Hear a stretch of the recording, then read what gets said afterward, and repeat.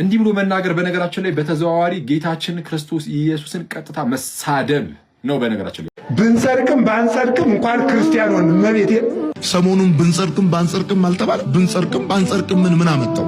በእርግጠኝነት ተስፋ አደርጋለሁ ትንሽ ተቆይቶ አንጸድቅም እንደሚባል ምንም ጥርጥር የለኝ። ትዝታው ሳሙኤል አይታሰርም፣ አይጠየቅም፣ ይጠየቅልን ይታሰርልን እያላችሁ ቪዲዮ ምሰሩ አትልፉ ልላችሁ ነው ቪዲዮ ምሰራው። መጽሐፍ ቅዱስ የቱ ጋር እንደሆነ የማያውቅ ገብቷቸዋል። ማቴዎስን አውጣ ስትሉት፣ ሉቃስን አውጣ ስትሉት፣ ኢሳይያስን አውጣ ስትሉት የማያወጣ ሰው ነው ዳዊቱን ይዞ የሚዞረው። እሺ አልቅበት። ስሙኝ፣ በሶስተኛውና በአራተኛው ክፍለ ዘመን ቤተክርስቲያን መንፈስ ቅዱስና መጽሐፍ ቅዱስን ጥላ ከፖለቲካ ጋር ተጋባች።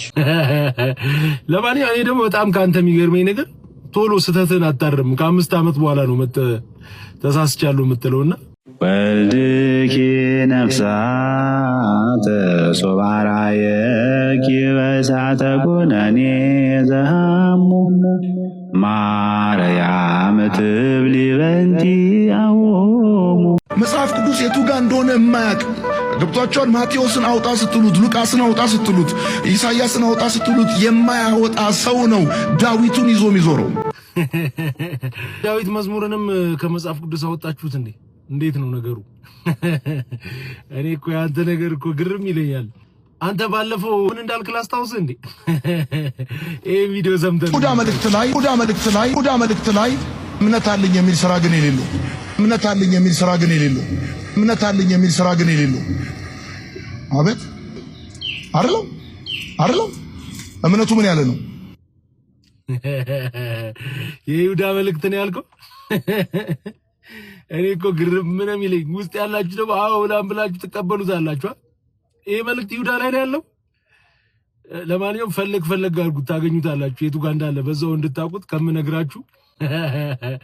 ለማንኛውም እኔ ደግሞ በጣም ካንተ የሚገርመኝ ነገር ቶሎ ስተትን አታርም። ከ5 ዓመት በኋላ ነው ተሳስቻለሁ የምትለውና ይመንች። ለማንኛውም ግን እዛ ያላችሁ ሰዎች በአጠቃላይ ግን የሆነ ነገር ሲናገር አስተውሉ። ዝም ብላችሁ አዎ ልክ ነው አሜን ምናምን ከማለታችሁ በፊት የያዕቆብ መልእክት ላይ ያለውን ይሁዳ ላይ ሲል አዎ እንዴ ልክ ነው ምናምን ብላችሁ እና አንተ ይመች። ግን መጽሐፉን እየቀነሳችሁ መዝሙረ ዳዊትንም ቀነስከው መሰለኝ። እኛ በብብታችን ይዘን እየሄድን ከበደን። አንተ ግን እንደዚህ ይዘህ ራሱ በስትክክል መጥቀስ አቅቷል ብራዘር። እና ይመች። አሜን በሉ። አሜን ነው። ብንጸድቅም ባንጸድቅም እንኳን ክርስቲያን ሆን መቤቴ ሰሞኑን ብንጸድቅም ባንጸድቅም አልተባለ። ብንጸድቅም ባንጸድቅም ምን አመጣው? በእርግጠኝነት ተስፋ አደርጋለሁ ትንሽ ተቆይቶ አንጸድቅም እንደሚባል ምንም ጥርጥር የለኝ። የተወዳቸው የሰዎቻችን እንግዲህ ከሰሞኑ በድጋሚ ፓስተር ዮናታን የተባለው ግለሰብ መናገር ጀምሯል። ብንጸድቅም ባንጸድቅም የሚለውን የርዕሰ ሊቃውንት አባ ገብረ ኪዳንን አስተምህሮ ይዞ መጥቷል። ትንታኔ ይሰጥበት አይደለም። አሁንም እነሱ መናደዳቸውን ቀጥሏል። እኛ ግን የርዕሰ ሊቃውንት አባ ገብረ ኪዳንን ሙሉ ትምህርት እንዲህ እናደምጣለን።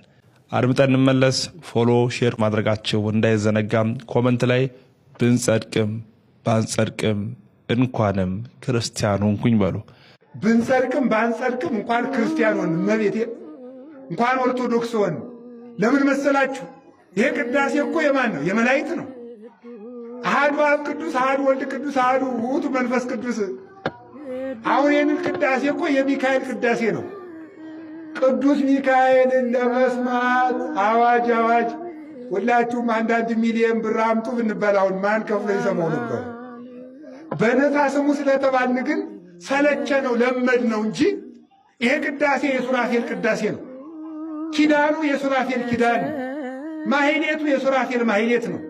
ቃለ እግዚአብሔሩ የሱራፌል ማህሌት ነው። ሃይማኖታችን የሱራፌል ሃይማኖት ነው። እመቦዝ አምፃ ካላ ስባተ ሱራፌል ውጉዘ ለይኩን ይላል አቡሊዲስ በሃይማኖት አበው። ሱራፌል ከሚያመሰግኑት ምስጋና የተለየ ምስጋና የሚያመጣ ሰው ቢኖር የተለየ የተረገመ የተለየ ይሁን። ሱራፌል ከሚያምኑት ሃይማኖት የተለየ ሃይማኖት ያመጣ ቢኖር የተለየ ይሁን።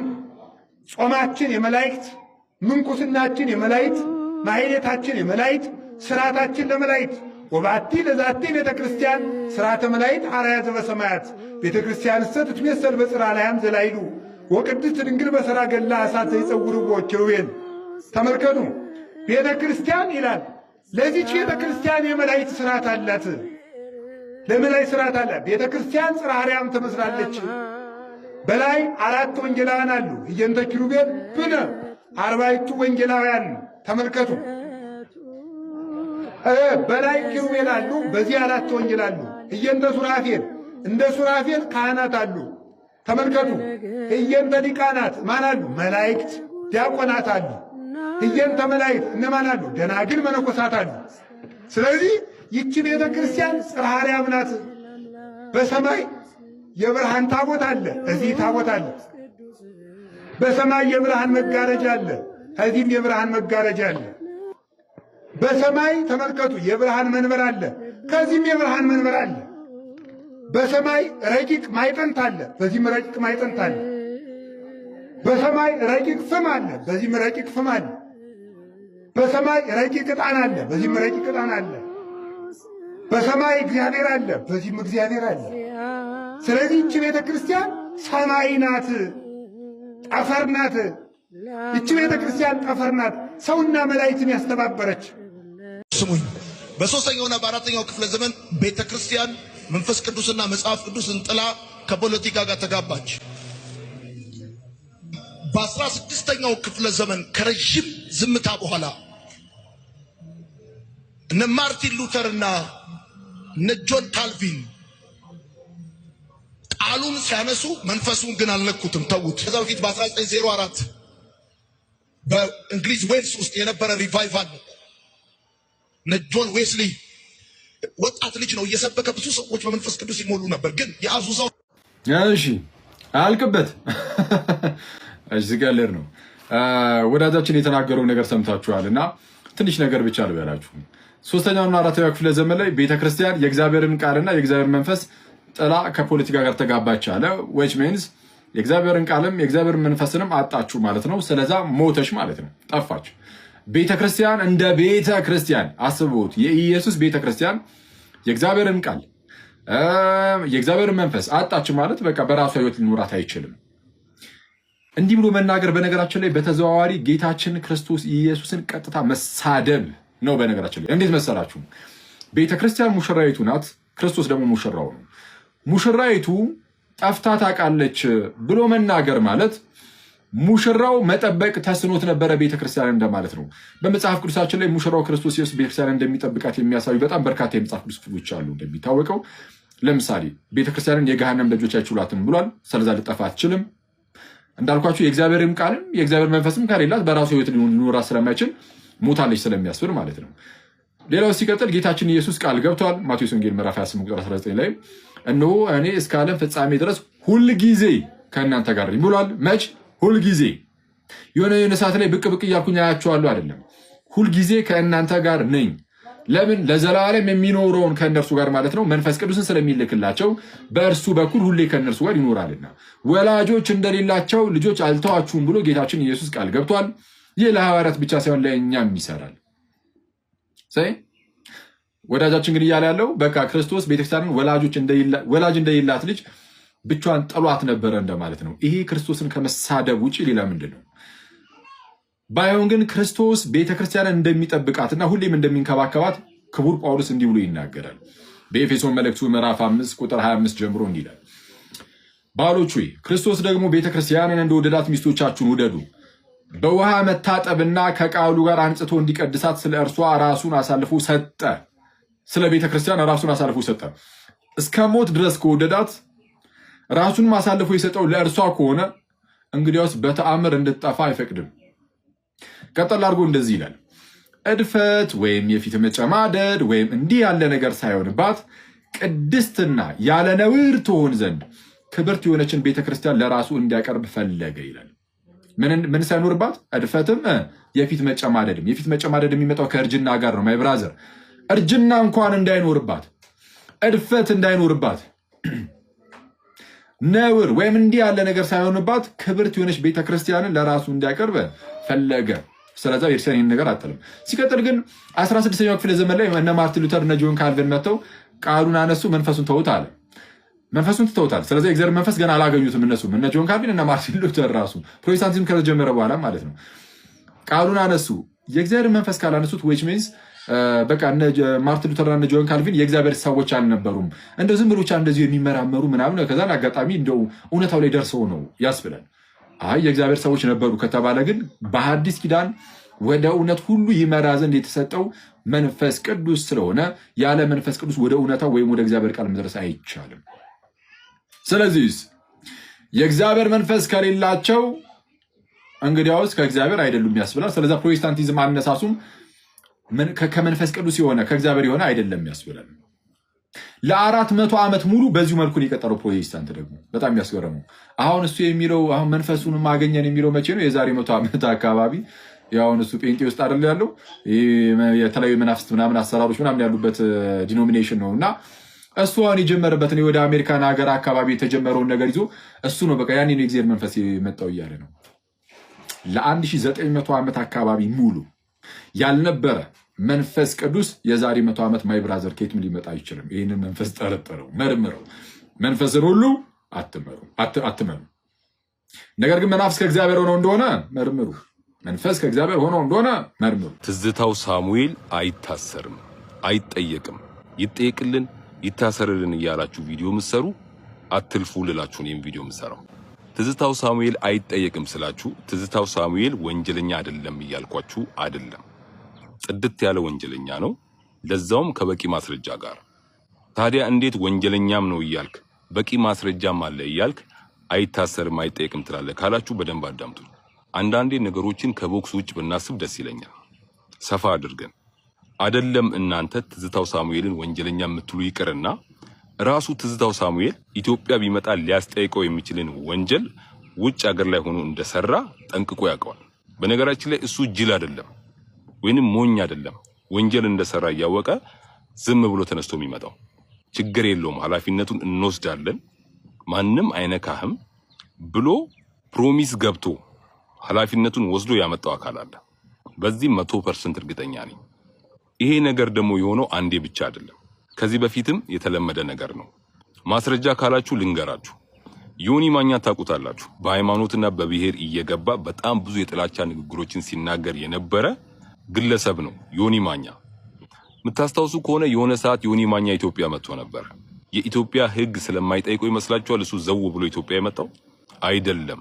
ልክ እንደ ትዝታው ሁሉ ከባድ አካል ከጎኑ ስለነበረ ነው። ኃላፊነቱን ወስዶ ፕሮሚስ ገብቶ ያመጣው አካል ስላለ ነው እንጂማ የኢትዮጵያ ሕግ ቢፈጸምማ ኖሮ እንደ ትዝታውና ዮኒ ማኛ አይነት የጥላቻ ንግግርን በሃይማኖትና በብሔር በፖለቲካው በዘር ያንቦራጨቁ ግለሰቦች በነጻነት ሊንቀሳቀሱባት የሚችሉባት ሀገር አይደለች። ለዚህ ደግሞ ትልቁ ማስረጃዬ ጃኒ ነች። በህይወቷ አንዴ ተሳሳተች። ለዛ ስተቷም ደግማ ደጋግማ ይቅርታ ጠየቀች። ነገር ግን የኢትዮጵያ ሕግ ምን አደረጋት? በቁጥጥር ውስጥ አዋላት። እንግዲህ አስቡት፣ አንዴ የተሳሳተን ሰው ለዛውም ይቅርታ እየጠየቀ በቁጥጥር ውስጥ የሚያውል ሕግ ያላት ኢትዮጵያ ውስጥ እንዴት እንደ ትዝታውና ዮኒ ማኛ አይነት ግለሰቦች ሙሉ ጊዜያቸውን በሃይማኖትና በብሔር የጥላቻ ንግግር የሚናገሩ ግለሰቦች በነጻነት ኢትዮጵያ ውስጥ ገብተው ሊንቀሳቀሱ ቻሉ ብለን ልናስብ ይገባል። ለሐቅና ለእውነት የቆመ ሕግ አላት ኢትዮጵያ። ችግሩ ምን መሰላችሁ? ያላቸውን ስልጣንም ሊሆን ይችላል ያላቸውን ፖዚሽን ተጠቅመው ሕግን እንደፈለጉ እንደ መሪ በፈለጉበት መንገድ ጠምዝዘው ለፈለጉት ዓላማ የሚያውሉ እጅግ በጣም ሕገ ወጦች ስላሉ ነው። ስለዚህ ትዝታው ሳሙኤል ይጠየቅልን ምትሉ ይታሰርልን ምትሉ ጥያቄያችሁ ትክክል ስላልሆነ ሳይሆን ምንም ማምጣት ስለማትችሉ ነው አይታሰርም አይጠየቅም ያልኳችሁ። ይህን ቪዲዮ አድርሱልኝ። አመሰግናለሁ። Varada gabadina mahada gamas rate kemialo vivaya kose kemipapa ene anene kemato beniama እሺ እንዴት ናችሁ? ሰላም ክርስቶስ ይብዛላችሁ። ተስፋ ስላሴ ነኝ። መንፈስ ቅዱስ የአብ ባህሪ ሕይወት የወልድ ባህሪ ሕይወት የሆነ መንፈስ ቅዱስ ወደኛ መጥቶ ኃይልን በሰጠኝ ጊዜ ምን ሊያደርገን እንደሚችል ቅዱሳት መጻሕፍት እንዴት አድርገው ነው ያስቀመጡት? ወይም ምን ሊያደርገን ነው የእግዚአብሔር ኃይል በእኛ ላይ የሚመጣው? ማለት በመንፈስ ቅዱስ በኃይል የሚሞናል ምን ሊያደርግ ነው? መጽሐፍ ቅዱስ በሰፊው ይህንን ይናገረዋል። ግን በትንሹ ከኔ ጋር ለማየትም ሞክር። ዮሐንስ ወንጌል ምዕራፍ 15 ቁጥር 26 ላይ ዳሩ ግን አለ ጌታችን አምላካችን መድኃኒታችን ኢየሱስ ክርስቶስ ለደቀ መዛሙርቱ፣ ዳሩ ግን እኔ ከአብ ዘንድ የምልክላችሁ አጽናኝ እርሱም ከአብ የሚወጣ የእውነት መንፈስ በመጣ ጊዜ፣ ዳሩ ግን እኔ ከአብ ዘንድ የምልክላችሁ የእውነት መንፈስ አጽናኝ የተባለ እርሱም ከአብ የሚወጣ ይልና እርሱ በመጣ ጊዜ ስለኔ ይመሰክራል። ምክንያቱም የሥላሴ ምስክራቸው አሐቲ ስለሆነች ማለት ነው። ከዛ እናንተም ደግሞ ቁጥር 27 ላይ ከመጀመሪያ ከኔ ጋር ኖራችኋልና ትመሰክራላችሁ። ከአብ ዘንድ የምልክላችሁ አጽናኝ የሆነው የእውነት መንፈስ ከአብ የሚወጣ ወደ እናንተ በመጣ ጊዜ እሱ ስለ እኔ ይመሰክራል ይላል።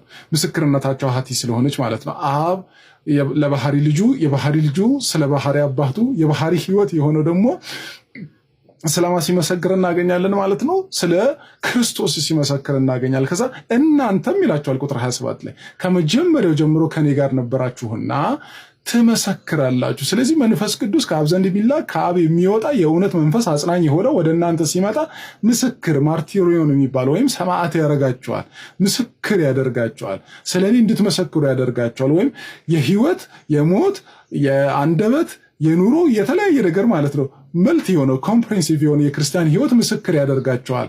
ሰማዕትዬ እንደሚለው ማለት ነው ሐዋርያት ሥራ ምዕራፍ 1 ቁጥር 8 ላይ ሰማዕትዬ ከኢየሩሳሌም ጀምሮ የኔ ምስክር ሆናችሁ ከዛ ወበኩሉ ይሁዳ የይሁዳን ሁሉ አካባቢ ወደ ሰማርያም አካባቢ አጽናፈ ምድር ማለት ነው ወደ አጽናፈ ምድርም ሁሉ እየተጓዛችሁ ሁሉ ምኖቼ ምስክሮቼ ትሆናላችሁ ብሎ ሐዋርያት ሥራ ምዕራፍ 1 ቁጥር 8 ላይ መንፈስ ቅዱስ በእናንተ ላይ በመጣ ጊዜ ኃይል ትቀበሉና ማርቶሪዮን ወይም ደግሞ ሰማዕት እንድትሆኑ ያደርጋቸዋል ብሎ የመንፈስ ቅዱስን በእኛ ላይ መውረድን ዕለተ ጴራቅሊጦስን የሐዋርያት ሥራ ምዕራፍ 2 ምክንያት በደንብ አድርጎ ጌታችን አምላካችን መድኃኒታችን ኢየሱስ ክርስቶስ በሐዋርያት ሥራ ምዕራፍ 1 ቁጥር 8 ላይ በዮሐንስ ወንጌል ምዕራፍ 15 ቁጥር 26 ላይም ይነግራቸዋል። በደንብ አድርጎ ከአብ የሚወጣ ብሎ ደግሞ አንዱም በሃይማኖት ላይ የምንለው ማለት ነው ወናምን በመንፈስ ቅዱስ እግዚማ ያው ዘሰረጸ ማብለን ከአብ በሚሰርጽ የእውነት መንፈስ በሆነው እውነተኛ መንፈስ ነው አጽናኝ ወይም ጴራቅሊጦስ በሆነው እምልክላችሁ ብሎ ማለት ፋንክሽናል ሰብኦርዲኔሽንን በዚሁ ላይ ይናገርና አምላካችን መድኃኒታችን ኢየሱስ ክርስቶስ እርሱ በመጣ ጊዜ ስለኔ ይመሰክራል ብሎ እናንተም ከመጀመሪያው ጀምሮ ከኔ ጋር ናችሁና ተመሰክራላችሁ። ስለዚህ ትልቁ ምንድነው የመንፈስ ቅዱስ ኃይል ወደኛ የሚመጣበት ምስክር ሊያደርገን ምስክር አድርጎ ሊያቆመን እንጂ ወደ ባንድ ጣራ ስር ተሰብስበን ለሞቅታ ሆይ ለማለት የለም። በቃ የማይታወቅ የሆነ ደግሞ ምንድነው አንዳንዴ ልንረዳው ማንችለው ዝም ብሎ መጥቶ የሚሰፍርብን ኃይል ማለት አይደለም። ምስክር ሊያደርገን ስለ ክርስቶስ እንድንመሰክር ሊያደርገን ስለ ክርስቶስ ምስክር ሆነን ሰማዕት ሆነን ራሳችን እንድንቀርብ የሚያደርገን እንጂ ዝም ብለን በማናውቀው ቋንቋ እንደ ዱዳ መናገርና ዝም ብሎ ሞቅ መሰኘትና ሞቲቬትድ መሆን በአንድ አዳራሽ ውስጥ ተሰብስቦ ማለት በፍጹም አይደለም። ሰላም ክርስቶስ ከእናንተ ጋር ይሁን።